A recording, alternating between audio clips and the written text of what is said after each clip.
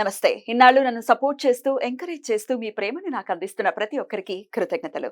అలాగే ఈ వీడియో కూడా ఖచ్చితంగా మీకు ఉపయోగపడుతుంది. లైక్, షేర్ అండ్ సబ్స్క్రైబ్ చేసి మీ సపోర్ట్‌ని నాకు అందించండి. అలాగే ఈ వీడియో పట్ల మీకున్న అభిప్రాయాన్ని కామెంట్ సెక్షన్‌లో కామెంట్ చేసి తెలియజేయండి.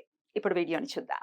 ప్రస్తుతంతో పాటు ప్రముఖ ఆధ్యాత్మికవేత్త, వాస్తు జ్యోతిష పండితులు శేషగిరిరావు గారు ఉన్నారు. మాట్లాడదాం. నమస్కారం అండి. నమస్తే అండి.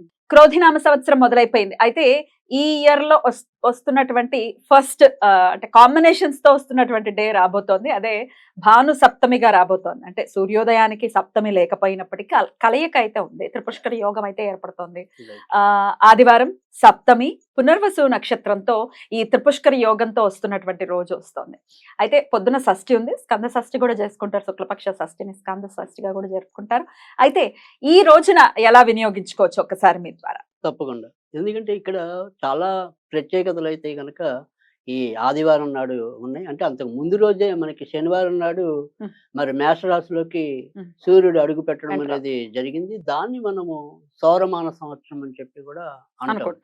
సో అలాగే రాముడు పుట్టింది కూడా మరి రవి మోక్షలో ఉన్న టైంలోనే పుట్టాడు కాబట్టి ఇప్పుడు రావి కూడా ప్రస్తుతం అయితే మరి ఆయన శ్రీరామనవమి వరకు కూడా ఇంకా తర్వాత కూడా ప్రస్తుతం అయితే మోక్షలోనే కొనసాగటం అనేది, అంటే రాముడు పుట్టినప్పుడు ఎలాగైతే ఉందో అలాగే ఉండటం అనేది ఉంటుంది. తర్వాత ఇక్కడ మనం ప్రత్యేకతలు చెప్పుకోవాల్సి వచ్చినప్పుడు ఏంటంటే ఏదైతే మీరు ఇందాక చెప్తున్నారో ఆదివారం అనేది ఉంది అని చెప్పి భానుసప్తం అనేది సరే ఉదయానికి 11:43 చేరినప్పటికీ కూడా ఆ రోజు మనం కనుక ఆలోచిస్తే పునర్వసు నక్షత్రం అనేది ఎవరిది? రాముల వారి. సో భానుసప్తం అనేది ఎవరిది? సూర్యుడి. ఈ రాముడు ఎవరు? ఇక్ష్వాకుల వంశీయుడు, అంటే సూర్యవంశీయుడు. అంటే ఇక్కడ ఆ రకంగా కూడా మైత్రి కోరటం అనేది గొప్ప విషయం. తర్వాత వచ్చేప్పటికి షష్ఠి ఎవరిది? సుబ్రహ్మణ్యుడిది. సుబ్రహ్మణ్యుడు ఎవరు? తర్వాత ఈయన ఏ గ్రహానికి అధిపతి? కుజ గ్రహానికి అధిపతి. ఈ కుజుడు ఎవరు? ఇప్పుడు ఈ క్రోధినామ సంవత్సరానికి రాజు. సో అంటే ఎన్ని రకాలుగా చూసినప్పటికీ కూడా ఈ ఆదివారానికి ఉండవలసిన ప్రత్యేకత అయితే చాలా ఎక్కువ ఉంది. అంటే మనం అటు రామాయణంగా తీసుకున్న ఆ పాత్రను ఇటువైపు తెప్పించుకున్నా మంచి ఉంది. తర్వాత సూర్యుడికి ఉండవలసిన గొప్పతనం ఏదైతే ఉందో అది ఉంది. ఈ సంవత్సరం రాజైన వాడు ఎవరైతే ఉన్నాడో దానికి సంబంధించిన అనుకూలత కూడా, అంటే ఇన్ని సారూప్యతలన్నీ కూడా ఒకేసారి చేరటం అనేది, ఒకే రోజు రావటం అనేది కూడా చాలా చెప్పదగిన విషయం అనేది చెప్పాలి. తర్వాత వచ్చేప్పటికి ఏంటంటే ఈ త్రిపుష్కర యోగం అనేది కూడా చాలా విశిష్టమైనది. ఇలాంటి దాన్ని మనం ఎలా వినియోగించుకోవాలి, ఏం చేయాలి అనేది ప్రధానంగా మనం చెప్పుకోవాల్సిన విషయం. ఎప్పుడైనా సరే ఏదైనా సరే సూర్యుడు గనక ఇబ్బంది పెడుతున్నాడు అంటే చాలా తేలిగ్గానే మనం గుర్తించవచ్చు.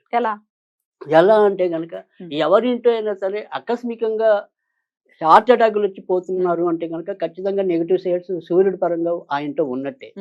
తర్వాత పుట్టునే ఎవరికైతే మరి గుడ్డితనం అనేది ఉంటుందో ఖచ్చితంగా వాళ్ళ ఇంట్లో కూడా పితృశాపం ఉన్నట్టే. అంటే రవి ప్రధానంగా పితృశాప కారకుడు కనుక పితృశాపం అయితే ఎవరైతే ఉంటుందో చాలా మందికి అవమానాలు ఎదురుతూ ఉంటాయి. వాళ్ళు ఎంత మంచిగా మాట్లాడినా కూడా వాళ్ళందరినీ అపార్థం చేసుకోవడమే ఉంటుంది.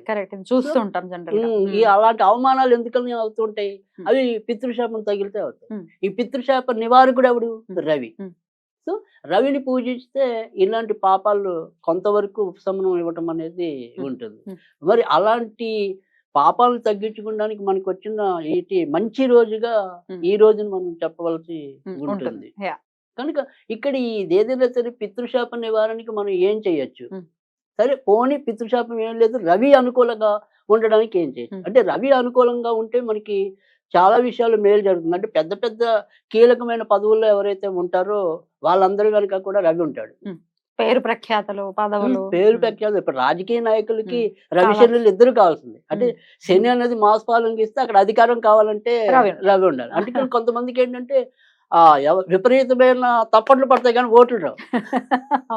వారు మాటలు మాట్లాడుతుంటే మనకి వినబుద్ధి అవుతుంది కానీ అదే పరిస్థితి ఓటేసేప్పుడు రాదు. అంటే వాళ్ళకి రవి వీక్ ఉన్నాడు, శని బాగున్నాడు. సో శని బాగున్న వాడికి మాస్ ఫాలోయింగ్ ఉంటుంది కానీ అధికారం రావాలంటే మళ్ళీ అక్కడ రవి తోడ్పాటు ఉంటుంది. సో ఆ రెండు రకాల కాంబినేషన్ అనేది కుదిరితేనే మనము పెద్ద పెద్ద వాటికి వెళ్ళగలగటం అనేది ఉంటుంది. తర్వాత రెండోది ఏంటంటే ప్రభుత్వ ఉద్యోగం ఉంది అంటే కనుక ఖచ్చితంగా అక్కడ కీ రోల్ రవిదే ఉంటుంది. కానీ ఎలా చూసినప్పటికీ కూడా రవికి ఉండవలసింది. అందుకే ఆయన గ్రహాలన్నింటిలో కూడా అగ్రజుడయ్యాడు. సో అందుకని మనం ఆయన పూజించడం అనేది కూడా ప్రధానం. తర్వాత అన్నిటికంటే రెండోది ఏంటి మనకి అంటే గనక ఉమ్, ఏదైనా సరే, ఏ దేవుడైనా సరే ఉన్నాడు లేడు అంటే అది మనకి తెలియదు. ఉమ్, ఉన్నాడు అనుకునేవాడికి ఉన్నాడు, లేదనుకుంటే లేడు. కానీ సూర్యుడు ప్రతిరోజు కనిపించే దేవుడు. సూర్యుడు లేకుంటే చైతన్యం లేదు, చైతన్యం లేకపోతే మనిషి లేడు. జీవమే లేదు. సో అందుకని ఏదైనా సరే ఈ సూర్యుడి దగ్గర నుంచి మనం తెలుసుకోవాల్సింది కానీ, నేర్చుకోవాల్సింది కానీ ఏదైనా సరే అది చైతన్యం. రైట్. అయితే ఏది ఉన్నా లేకపోయినా ఆరోగ్యం అయితే అందరికీ కావాలి కదా. సో ఆ, అంతేగా మరి ఉమ్, ఆరోగ్యం అనేది భాస్కరుడి వల్లే ఆ, వస్తుంది అనేది ఆయన వల్లే మనకి వస్తుంది డెఫినెట్ గా. అది. ఉమ్, ఉమ్, సో అందుకని ఏదైనప్పటికీ కూడా ఎలా రకంగా చూసినప్పటికీ అంటే ఇక్కడ ఆరోగ్యమే మహాభాగ్యం అన్నారు. ఇవాళ ఖచ్చితంగా చెప్పాల్సిందంటే నేటి పరిస్థితుల్లో అయితే పెద్దవాళ్ళు ఎన్నో సంవత్సరాల కిందట చెప్పినప్పటికీ కూడా అది ఖచ్చితంగా నిజమైన వాక్యం. ఎప్పటికైనా నిజమే అది. అది ఎందుకంటే ఇవాళ మనకి చిన్న తలనొప్పికి వెళ్ళినా కూడా ఎన్ని ఆపరేషన్లు అమ్మ జరుగుతాయో బాబాయ్.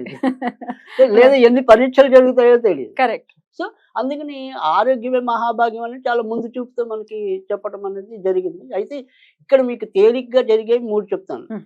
ఈ ఎప్పుడైనా సరే ఈ ఆదివారం పుష్యమి నక్షత్రం కలిస్తే దాన్ని ఆదివారం పుష్కర అంటే రవి పుష్య యోగం రవి అంటారు. పుష్య యోగం. అవును.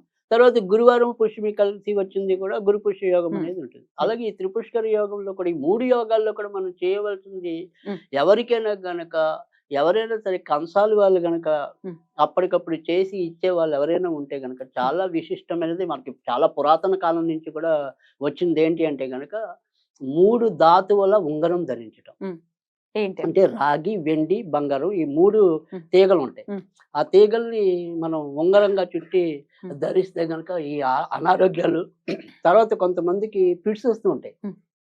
ఆ పిట్స్ నుంచి కూడా నివారణ పొందటం అనేది ఉంటుంది. అంటే ఈ దాంతో యోగం ఉన్నప్పుడు అది చుట్టించుకుని ధరించమంటారు. అంతేగా ఆ ఉమ్. యోగం ఎంత ఆ రోజు ఉంటే గనక ఆ లోపుగా చుట్టించుకోవాలి. ఆ రోజు అంటే సుమారు మధ్యాహ్నం నుంచి మర్నాడు అది వరకు ఉంది. ఎంతవరకు ఉంటే ఉమ్. దాన్ని మనం ఉమ్. అంతవరకు ఉమ్. ఉమ్. అంటే చుట్టించుకుని కొన్ని కొన్ని ధారణ. సార్లు ఒకసారి గంట 2 గంటల మించి కూడా ఉండకపోవచ్చు. ఆ తిథి అన్ని కలిసివాలి కదా, ఉమ్. ఒకేసారి కాంబినేషన్ ఉంటేనే ఉంటాయి అవి. ఇప్పుడైతే ఉంది మధ్యాహ్నం నుంచి రైట్. నెక్స్ట్ డే మార్నింగ్ వరకు ఉంది. రైట్. సో అయితే అది చుట్టించుకుని ధారణ చేయాలి. రైట్. అది చేయటం వల్ల కూడా చాలా మంచి జరగటం అనేది ఉమ్. ఉంటుంది. అది కూడా ఒక అదృష్టపు ఉంగరం. అంటే ఇవాళ మనం పెట్టే నవరత్నాల కంటే కూడా పవర్ఫుల్ అది. ఓకే.